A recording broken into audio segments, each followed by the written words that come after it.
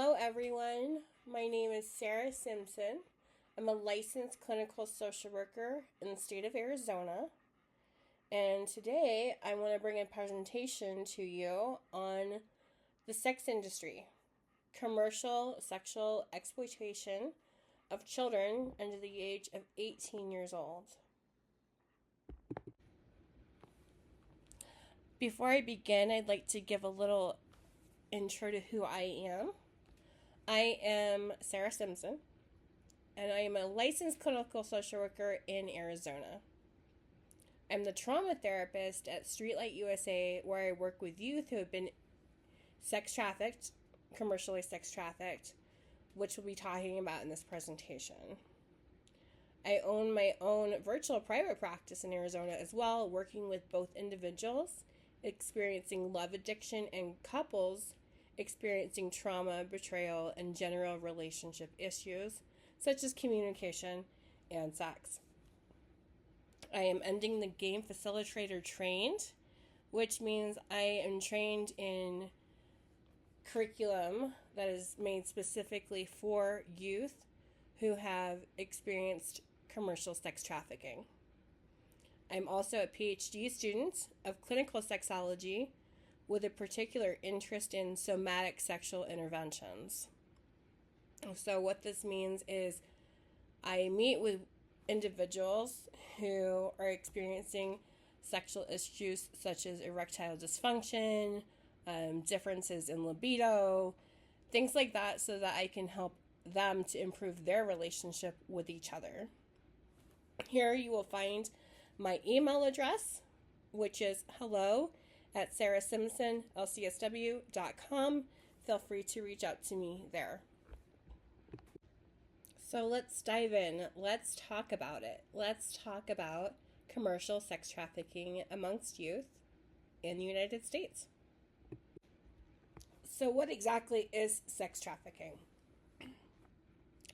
According to the Polaris Project, all commercial sex involving a minor is legally considered human trafficking, meaning that the commercial sex exploitation of children, CSEC, doesn't require force, fraud, or coercion. Commercial sex is defined as commercial sexual activity, meaning any sex or sexual explicit performance for which anything of value is given, promised to, or received by any person, and includes, but is not limited to, prostitution, participation in the product of pornography, and performance in strip clubs. So what are some indicators of trafficking? The first one is a scripted story. When you ask someone who's gone through trafficking and who's coming out of it, certain things, just like any other person who has gone through trauma, we have trauma responses, and to help their brains compartmentalize, it may look like a scripted story. So just because someone's telling you something and it sounds scripted, you still believe them and know that it's a trauma response.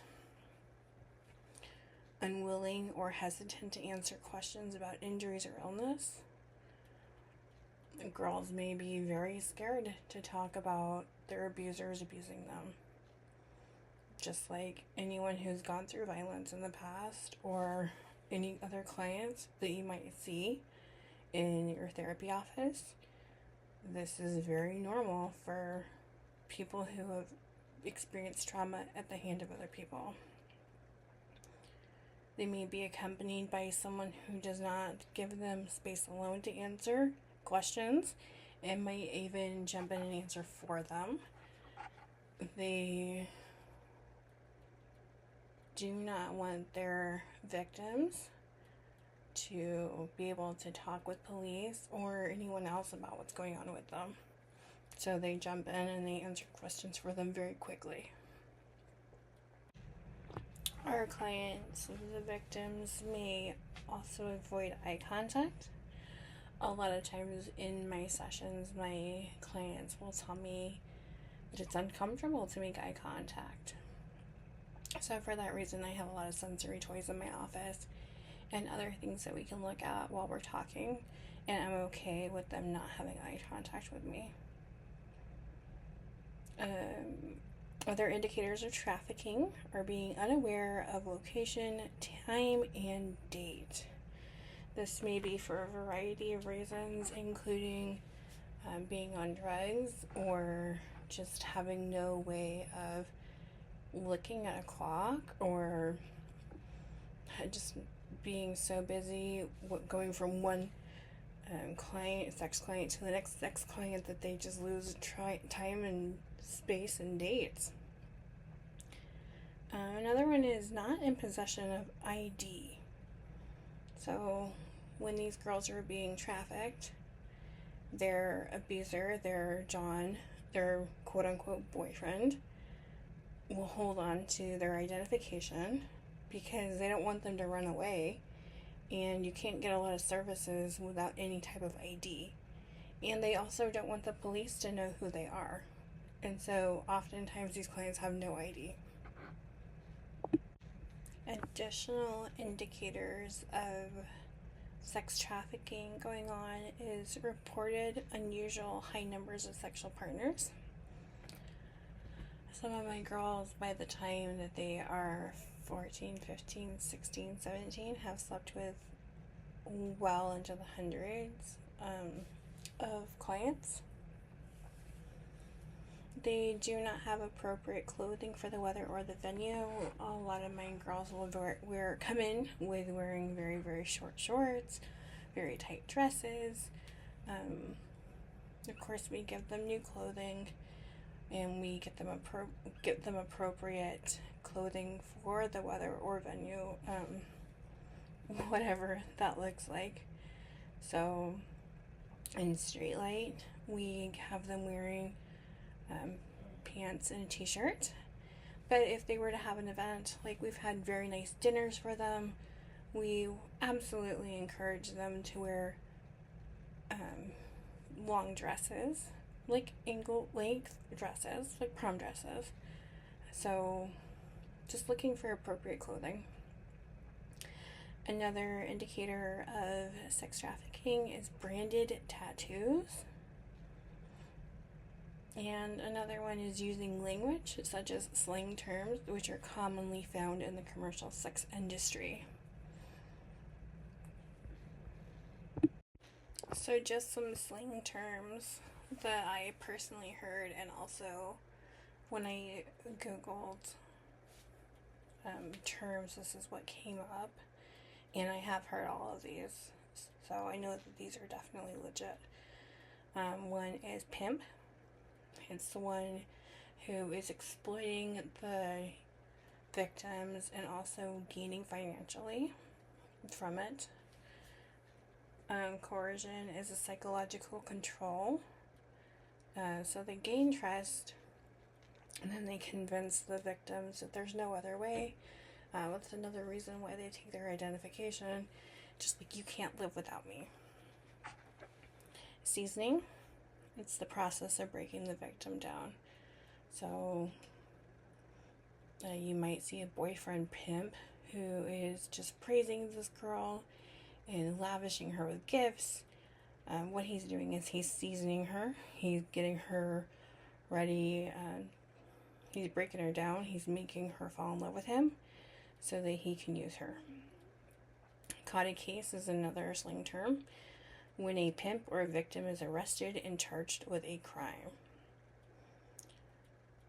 Choosing up is when another pimp takes ownership of the victim. In pocket is not staying with or paying other pimps. And John, the buyer, the one exchanging something of value for the sex.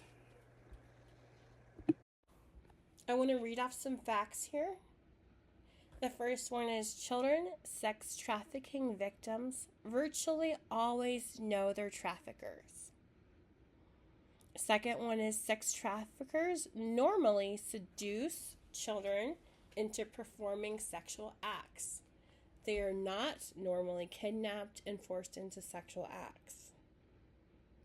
The next one is traffickers are oftentimes family members. And lastly, traffickers know where to find their victims, often online through activities youth enjoy, such as music, gaming, social media, and sports. Each year within the United States, it's estimated that anywhere between 14,500 and 17,500 people are trafficked each year. 46% of those who are trafficked are involved in the human sex trade. And 50% of all individuals being trafficked each year are children. 800,000 people are trafficked each year within the entire world. 800,000. And within the United States, Nevada is the state with the most amount of sex trafficking going on. Something worth noting is isolation. Perpetrators isolate their victims in order to gain control over them. Pimps, who a girl might call her boyfriend, tend to get very jealous of these girls working, even though they're the ones setting them up to do the working, and there are consequences if they stay and talk after the transaction. These girls are property to these pimps. Something that I see oftentimes within my clients that I work with at Streetlight is disassociation, meaning that they're in survival response. They are in trauma response. I oftentimes will hear, I feel numb and I forget. So working with that disassociation and knowing things to work with in therapy is very important to working with these girls who have been commercially sex trafficked. At Streetlight USA in Arizona, where I work, we opened our doors in 2009, and we did so as a residential behavioral health program specializing in holistic trauma healing from child sexual abuse. And we offer education, therapy, medical, and housing. So for the education portion, the youth will log in to their portal in the morning for education, and we are contracted with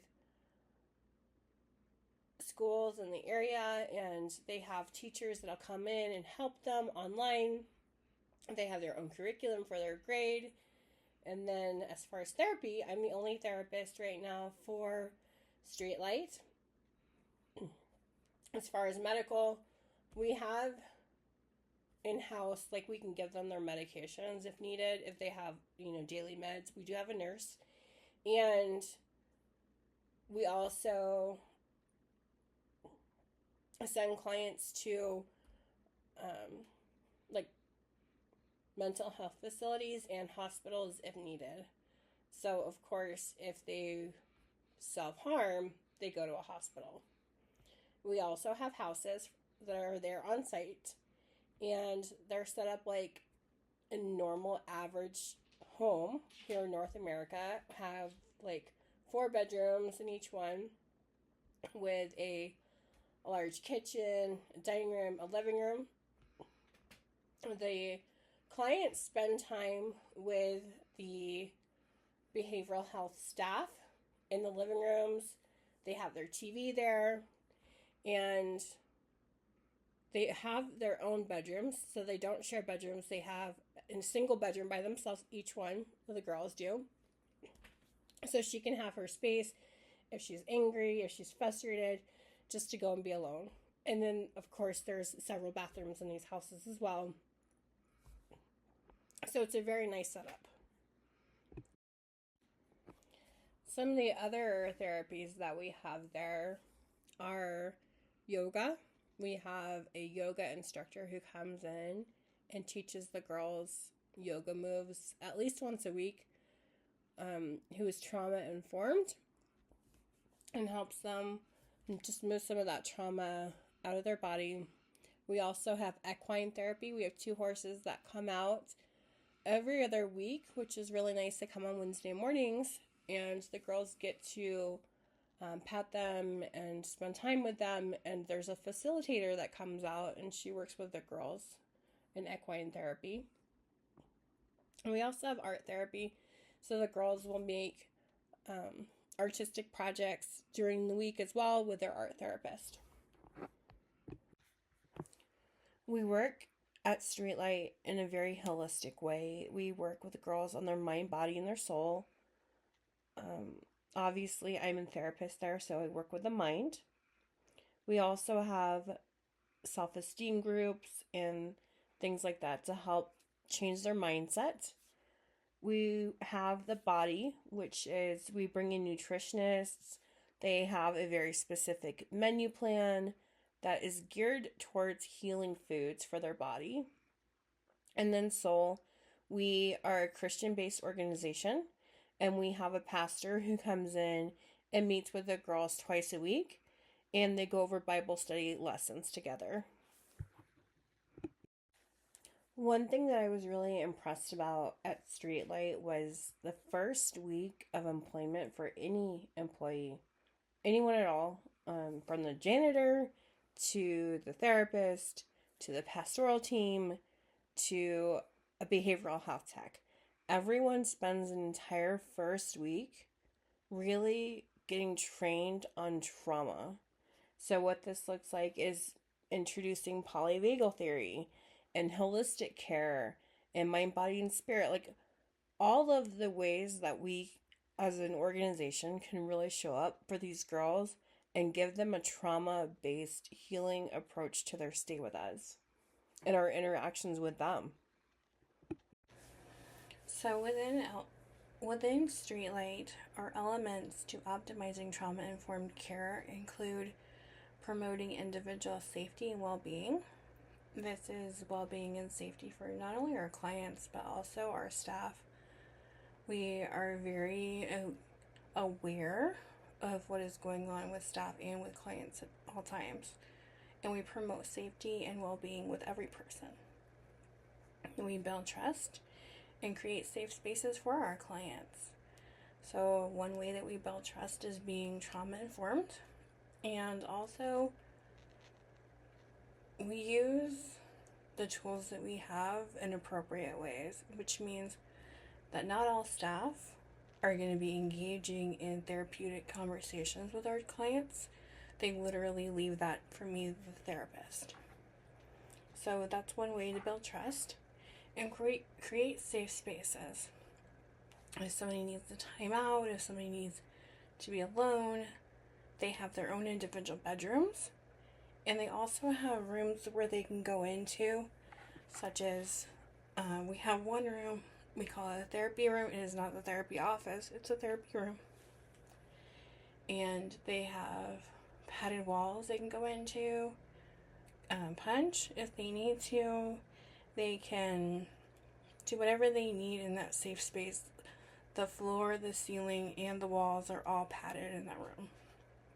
So that's just one way to create a safe space. We normalize trauma responses, so responses to trauma. If a girl is acting out, our staff are trained to understand and normalize responses to trauma. We do understand self-harm, we understand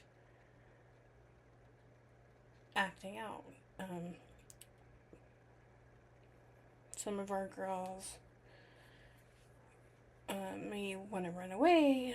We understand all of that. We normalize all of that. We integrate a system-wide trauma-informed approach, and we support staff health and well-being. If somebody needs a day off, we have other people who are willing to help out. We understand if sometimes there is a conflict between a staff and a client, if both of them need to be separated for whatever the time amount might be, so that both of them can have space just to cool down and come back after that. So we really honor and support our staff health as well as client health and well-being for both. Some of the way that our girls are affected by sexual trauma is hypersexuality. We do see a lot of hypersexuality amongst our clients, and we're on guard as staff to making sure that no girls act out towards other clients. That is a real possibility that we're constantly on alert for. So we really want to make sure that our youth are always safe, and we understand that they have hypersexuality. There is attachment traumas. Most of these kids have come out of the foster system. Most of them do not have their biological parents in the picture anymore, or they don't have rights. A lot of these kids have gone through DCS custody, and there's just a lot of attachment trauma.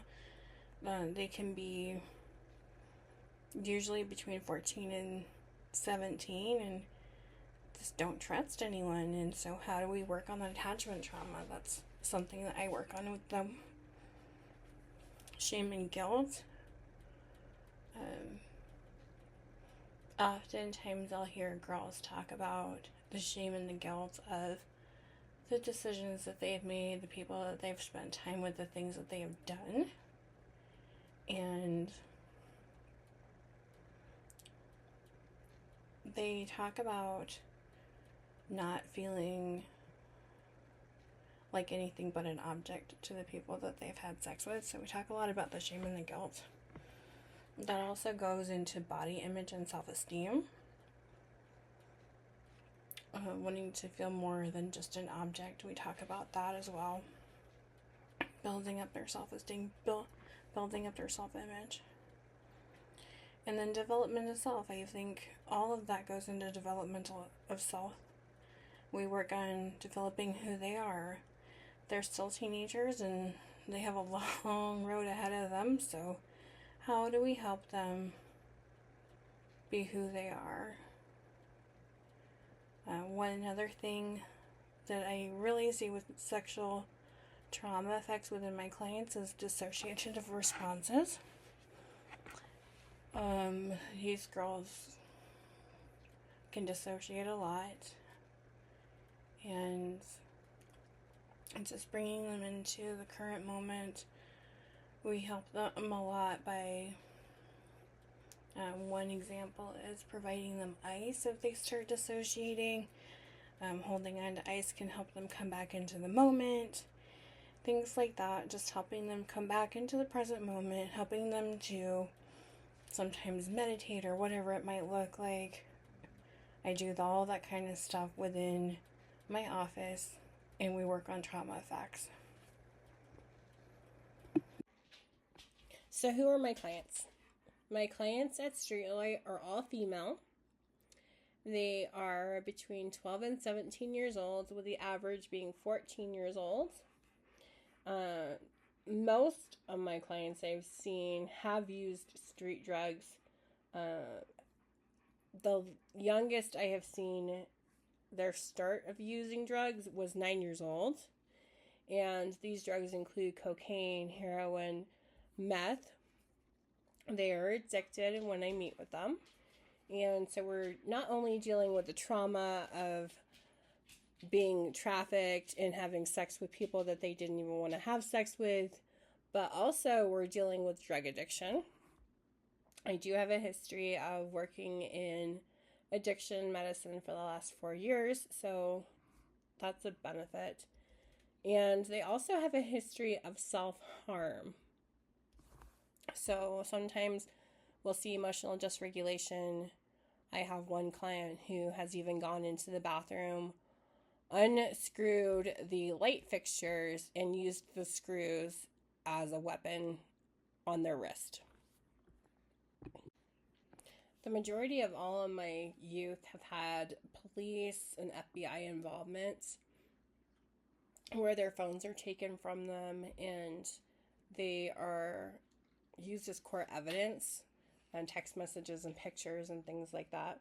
So police are heavily involved, courts are heavily involved, detention facilities may be heavily involved when they come to us.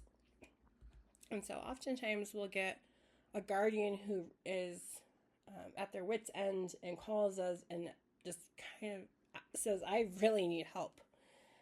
So we do a process with them. We make sure that the girl is a good fit. And how we do this is we make sure that they're not going to be a flight risk and that they're not going to be someone who comes in and harms our other girls. So we ask them questions very specific to arguments with other people, physical fights, things like that. And social workers at departments of child safety, child services may also reach out to us. If a girl is in foster care and they're needing placement and she has experienced sexual trafficking, because girls can actually, they can pimp themselves out as well. So a girl might just be on the run and have a case manager who's following her case, and when she goes to foster care, she might have her social worker reach out to us to step in and have that girl come and be with us. And she'll, if they do it that way, they might just stay with us until they turn 18 and age out. We do have facilities that will help out after they age out so they're not left on the street. From my personal journey into Streetlight, how I got involved was I had been working after receiving my LMSW. I went to work as a therapist with clientele from a whole different way of life. They had nothing to do with trafficking at all. And I had a supervisor there who really enjoyed my work that I had done. And after leaving that agency, every once in a while she would call me and she would say, if you ever want a job, I have a job for you. And 4 years went by. She kept calling me and asking me if I wanted a job, and I said, no, thank you. I don't need a job. And eventually I talked to her and I said, you know what? I'm actually in a place right now. I just got my LCSW, so I was just barely opening up my own private practice. And I said, yeah, I do need a job, but I don't want to work 40 hours a week anywhere. And so she offered me a really great position working as the trauma therapist at Streetlight, with being in person and at home. So it was really doable for my schedule. And that's how I got involved in Streetlight. My initial misconceptions that I had was that I was going to be going in to work with youth who were having really bad attitudes, getting out of detention or wherever they might have been, and that I had no idea how I was going to work with them. I also didn't realize how my life would align with theirs so much. The things I had gone through, not that I was sex trafficked at all, but the things I had gone through in my personal life at their age. And just drawing upon that, I realized that we had so much more in common than I thought. And I was able to build rapport pretty quickly, actually, with these youth. So my initial misconception of not really not having the ability to connect with them was shattered. They have been really receptive, they've been very wonderful, and they've been really easy to work with. How I educate myself with my clients about my clients is I started to watch a lot of YouTube videos on sex trafficking. We have one that was created by Frontline for Streetlight, and I also got educated because at the same time I got into my PhD program on clinical sexology, and Honestly, it's been a very healing journey for some of the things I went through myself that I had buried so deep inside. So I educate myself a lot by reading books and attending my PhD program and watching YouTube videos and connecting with other people, like the End of the Game facilitator. I had a training with her when it was a live video chat. I was meeting with her and she shared her journey. And so just being really receptive to anything that comes my way that I can get educated from. If someone were to work with these clients, I would tell them, leave your bias at the door. Like, just go in there with an open heart and an open mind. As much as I was worried that my clients wouldn't connect with me, I had a moment that was really beautiful to me. I was staying at work late one day and I walked into an office and there was one of my clients telling a staff member about all the staff there and how she thought this person is this to me and this person means this to me and this person means this to me. And I walked in and she said, and I'll never forget this, this was so beautiful to me. She said, Sarah is the one person that you want to have on speed dial on your phone. Sarah's the one that will get you out of any trouble you're in just by talking to her. And that really touched my heart. So I say, leave your bias at the door. You have no idea what they've been through. You have no idea who they are. Just go in with an open heart and an open mind. Be open-minded. And I say this with any client. You'll get out of it what you put into it. So just be open-minded and non-judgmental and meet your client where they are at. That is the biggest thing, no matter what client you're working with, is just meet your client where they are at.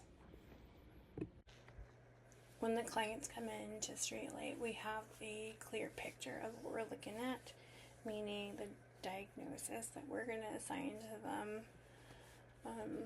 We do a pre-screener and we screen for PTSD. So in the DSM-5, PTSD is defined by a traumatic event involving direct or indirect exposure to actual threat of death, serious injury, or sexual violence. So our girls do go through that. They've experienced sexual violence, re-experiencing trauma, so it includes intrusive memories, flashbacks, nightmares, reactions to triggers. I do get phone calls on my on-call phone of girls wanting to talk through nightmares while I'm gone from the facility. Avoidance and numbing, so diminished interest in activities and avoidance. Some of the girls might just not want to do anything. Negative cognition, so mood associated with trauma. They may feel really negative, depressed. We do have self-harming, like I've said before. And then hyperarousal, so hypervigilance, irritable, insomnia. We do see girls with a lot of insomnia, and our nursing staff can help them with the doctor to explain what it is that they're experiencing, and our girls do get on sleeping medications.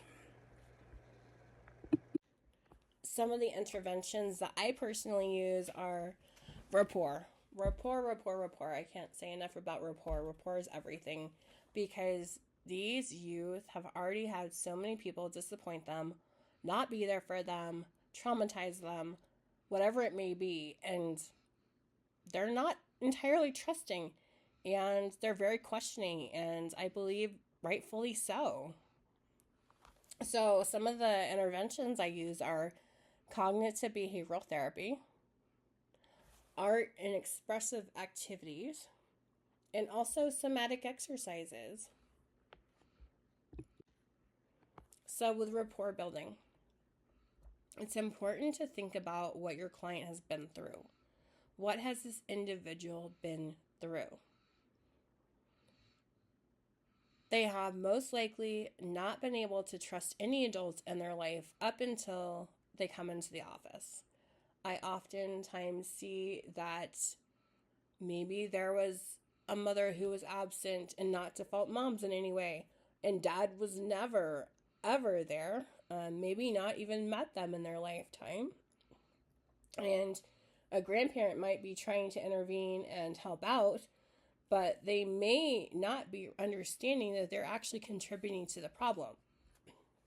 And one thing I have seen is grandparents buying their grandchildren sex toys and birth control, and letting the youth do whatever they want to do. And it's a contributor to what's going on in their life. As far as any compliments, they look at them with extreme suspicion. If I was to say, I enjoyed speaking to you today, they're wondering, well, what are you trying to get out of talking to me about? Like, they're always looking for the hidden meaning and hidden underlying of what the compliment is. They've been told many times by people, you're beautiful, you're pretty, like all of these things, just so that they could use that against them and traffic them. And so these youth may be very reluctant to open up to anyone. Some of the ways that I build rapport is, if I'm meeting with somebody and they're super resistant, I'll just ask them if they'll play a card game with me. We'll just sit there. I'll let them know that in our agency, meeting with a therapist is a priority and it's also mandatory, and that we can use the time however they want to. I let them know that I'm not going to push them into anything, so I have a really slow startup. And sometimes we'll just sit there and I'll ask them to teach me how to play a card game. I've had some really fun experiences that way, and that opens them up to realizing that I'm on their side. I can just be there with them, and as much as we have to do things that are mandated by our agency, like they have to go to therapy, but we can still have fun. Or we might even do an art project. I show them that I'm on their side, and that this is really therapy about them, and they start to see the benefits of therapy and having someone that they can trust and open up to. And so a slow start and building rapport is very key to working with these individuals. What I have personally found amongst my clients is they all have a few things in common. The adults in my clients' lives are physically and emotionally absent most of the time. So a few quotes that I have heard from people that I work with, the youth that I work with, are, I wish I had a dad. My mom doesn't want me. I just want somebody to love me. It's all my fault. I have no visitors, meaning at the center that I work at, Streetlight. I feel so alone. I feel so unloved. I got caught doing drugs, but I have been doing them for a lot longer than they think.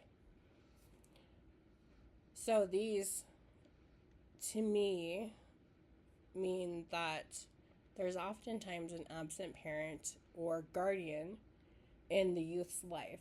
And if we look at their family dynamics, a lot of times it is a single mom who is trying her very best with her teenager, and her teenager is looking for love in areas that are actually harming her. I choose to use cognitive behavioral therapy a lot of times in my sessions, and I'm sure we all know what cognitive behavioral therapy is. Activating event or situation, belief about the event, consequences of the event, disputation of the event, and exchanging old beliefs for new approaches. I teach these skills to the girls. They may display victim mentality, I have one client who definitely has a victim mentality. She thinks that everyone is against her, and that's why she has to come and be at streetlight. She feels like she's forgotten and that everybody just turned their back on her and it's everyone else's fault. So we're working on her victim mentality setting. And also survival mindset. There's a lot of survival mindset. These girls have gone through a tremendous amount. And so they know how to manipulate other people and get what they want. So you have to be really on top of your game and be very attuned to other people as the therapist that works with them. One example that I can use here for CBT is activating event or situation. A client has said to me, "My mom doesn't want me. I had to come to this place." The belief about that event is, my mom doesn't want me in the family home any longer. That was the true belief that this client had. The consequences of that event is, I yelled at my mom and cussed her out for hurting me, and now she won't answer my phone calls. The disputation of that event is, well, I did yell at her. Maybe I wasn't as nice to her as I should have been. And then exchanging old beliefs and patterns for new approaches. I did act out and do things my mom didn't approve of, and we hurt each other, and that's why I'm here. So these girls oftentimes don't want to take responsibility for what they've done, and they're in denial of the sex trafficking at all. So we work with the cognition, and we work with the ownership of things that they have done little by little. This here is a picture of my office. In my office, I have sensory toys galore. There are so many sensory toys that my youth can pick up and play with, fidget spinners, just you name it. There are sensory toys and they're for them. The reason for this is we all know that trauma is stuck in the body, and these girls fidget a lot when they come in. And it's uncomfortable to sit with somebody and stare them in the face and talk to them, especially when they haven't normally had an adult where that they could trust in their life. So this is my room, and this is a very hopefully inviting space for them. And then the next picture you'll see is just an expressive art project that we did together. We took these folders, this is mine, and on the outside we put things that represent us on the outside. So mine here obviously is nature. And on the inside, we put things that are not easily seen by other people. And this is one of the first projects I do with the girls. And we talk about those things that are inside. And that establishes a little bit of opening up in the beginning process of therapy. So I really like art and expressive activities. And art projects are one of my favorite things to do with the clients. We've also made family trees. Some people have large families. Some people don't know their families. Some people, there's all kinds of families that my clients come from. So oftentimes we like to make family trees just so we have a visual representation of who is there in that client's life, who they draw upon. Can also be incorporated into a safety plan. And then we also work on thankfulness journals. Sometimes my clients can get victim mindset, and so thankfulness journals are just looking at the world in a different way that is not so victimizing. So getting out of victim mindset and just being thankful for the world around them. Maybe being thankful for a family member or a friend or just a little kind gesture that somebody else did. And we also work on collages. You can collage anything. So my girls enjoy art projects and making visual representation art collages of things from fashion to just things that make them happy, like cute puppies or whatever it is. Collages are a great activity. I think this is a great activity that we could try, just so you get a sense of somatic exercises. So, mobilizing anger.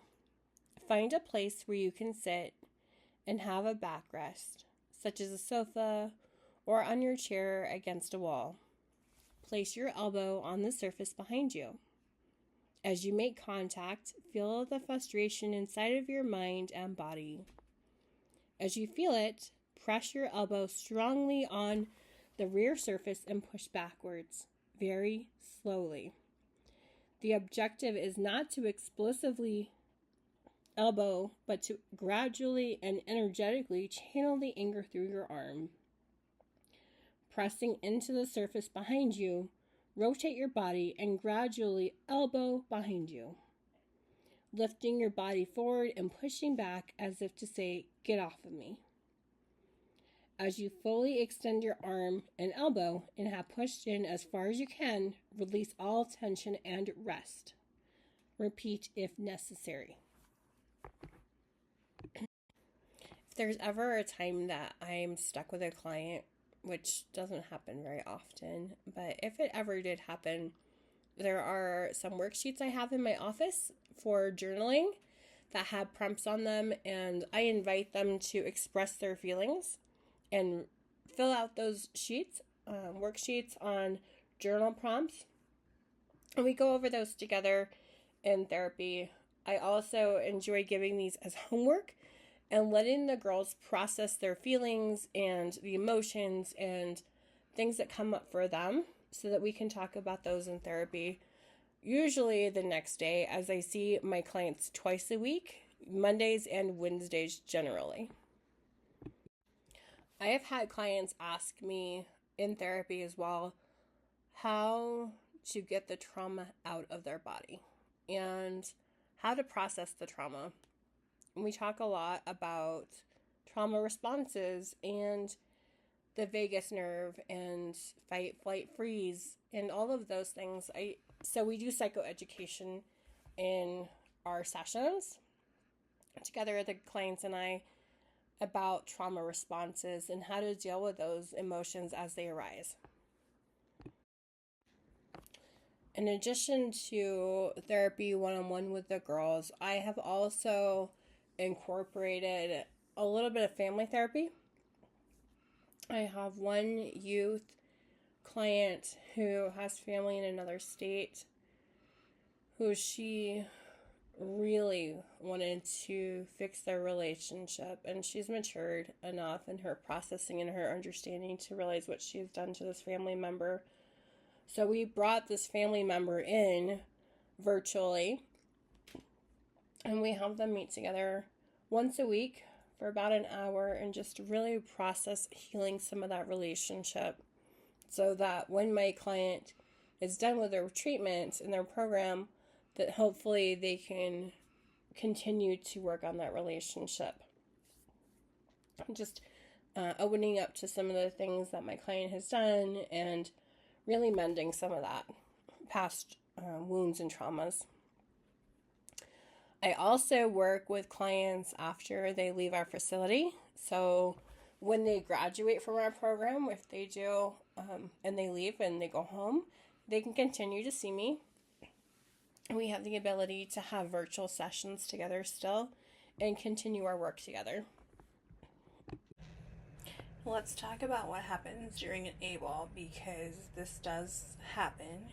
We do have clients, youth, who run away from our program, and honestly, as a therapist, I see it's pretty normal because they are feeling trapped where they're at. They are not wanting to stay within our program, and they're wanting to be free. They're wanting to be teenagers. They're wanting to be with their friends. So AWOLs do happen, especially if they're fiending for drugs when they first come in, or they're wanting sex, which is the reason why they came to our facility in the first place. So AWOLs do happen. So where do they go? Oftentimes they go and see somebody to get their fix, their drugs, their sex, whatever that might be. So it might be that they run away and see a boyfriend. They might run away and see somebody who does drugs and has drugs, somebody that they know from the outside. They run away and they usually find people. I have had youth who have run away to see their biological parents after they've been adopted. So they run away for different reasons and they go different places. Do we take them back? Yes, we do. It depends. The first time we will take them back. After the first time, usually not. And then when we get them back, we make sure that they go through medical clearing before they come back to our facility.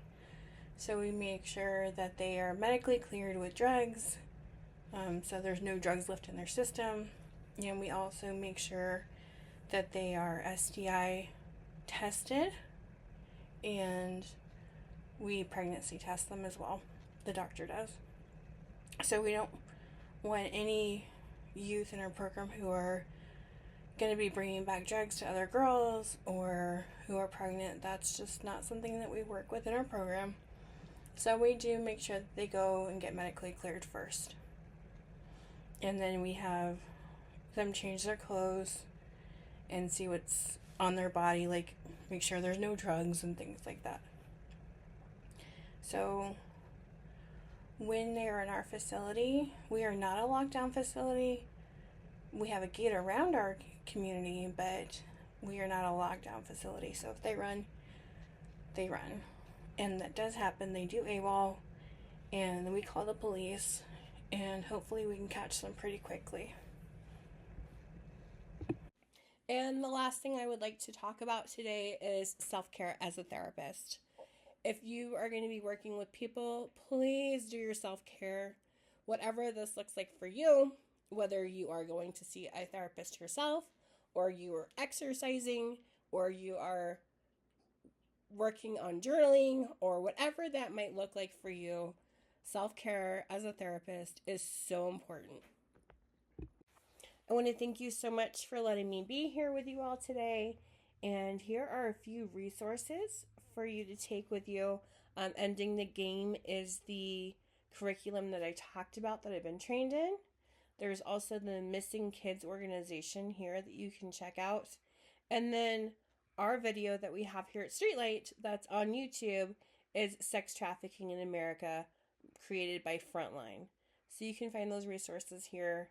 Again, thank you so much for your time today, and please feel free to reach out to me with any questions that you might have. Thank you, guys. I hope you enjoyed this continuing education course from Agents of Change. Want to earn your CE credits for this course? Visit agentsofchangetraining.com or the link in the description to purchase the course and take the post-test. If you're looking for more CEs, check out our unlimited plan. You will get unlimited access to 150 plus ASWB and NBCC approved continuing education courses for one low annual fee. We're always adding new courses. Did I mention we also have 5 free CE credits available too? Check it out at agentsofchangetraining.com.